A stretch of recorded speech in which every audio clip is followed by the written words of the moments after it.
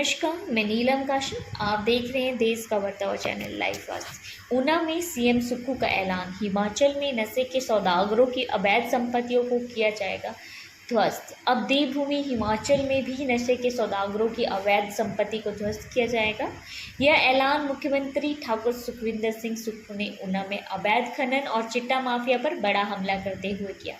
उन्होंने कहा है कि प्रदेश में अवैध खनन और चिट्टा माफियाओं को लेकर कई सूचनाएं एजेंसियों से सरकार को प्राप्त हुई हैं। नशे के अवैध मामलों में चाहे कोई कर्मचारी हो या कोई अन्य हो, किसी भी स्तर पर बख्शा नहीं जाएगा। नशे के मामलों में पकड़े गए अधिकारियों और कर्मचारियों के विरुद्ध भी सरकार जल्द ही बड़ी कार्रवाई करने जा रही है। मुख्यमंत्री ने खुले मंच में खनन और चिट्टा माफियाओं को कुचलने के निर्देश दिए गए हैं। उन्होंने कहा है कि पुलिस खुले हाथ से ऐसे माफियाओं के विरुद्ध कार्रवाई करे जो आमजन जो नशे के दलदल में धकेल रहे हैं। नशे को बढ़ावा देने वालों को प्रॉपर्टी जब्त की जाएगी, वहीं चिट्टा माफियाओं को संरक्षण देने वालों को भी सलाखों के पीछे डाला जाएगा।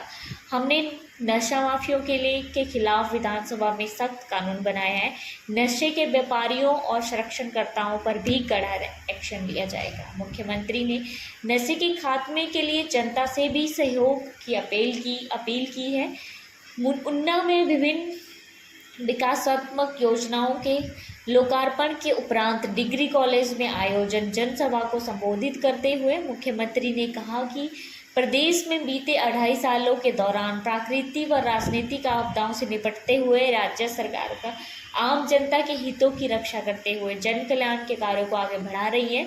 वहीं प्रदेश के तंगहाल आर्थिक स्थिति में भी सुधार लाने के लिए आवश्यक पग उठा रही है। राज्य सरकार का ध्येय सत्ता सुख भोगना नहीं बल्कि व्यवस्था परिवर्तन करके आम जनता को सरकारी नीतियों का लाभ पहुंचाना है। उन्होंने कहा कि प्रदेश की आर्थिक हालत संतोषजनक नहीं थी, इसके बावजूद पूर्व भाजपा सरकार ने फिजूल खर्ची करते हुए करोड़ों रुपए व्यय किए।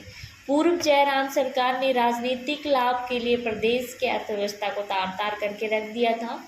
हमने विपरीत आर्थिक परिस्थितियों के बावजूद चुनौतियों का सामना करते हुए प्रदेश की आर्थिक स्थितियों को सुदृढ़ करने के दिशा में काम करना शुरू किया है। व्यवस्था परिवर्तन करने के लिए कुछ समय तो मुझे अफसरों को समझाने में लगा। जब बात अफसरों की समझ आई तो प्रदेश में बड़ी प्राकृतिक आपदा आ गई, जिसमें 23,000 घर तबाह हो गए। हमने केंद्र सरकार से मदद के लिए आग्रह किया और केंद्र से आई टीम ने 12,000 करोड़ रुपए के नुकसान का आंकलन किया, लेकिन पूरी राहत राशि केंद्र की तरफ से हमें नहीं मिल पाई। फिर भी हमने 4500 करोड़ का राहत पैकेज दिया, जिसमें घर टूट गए थे। प्रधानमंत्री आवास योजना के तहत केवल 1.5 लाख मिलते थे, हमने उसको बढ़ाकर 7 लाख किया।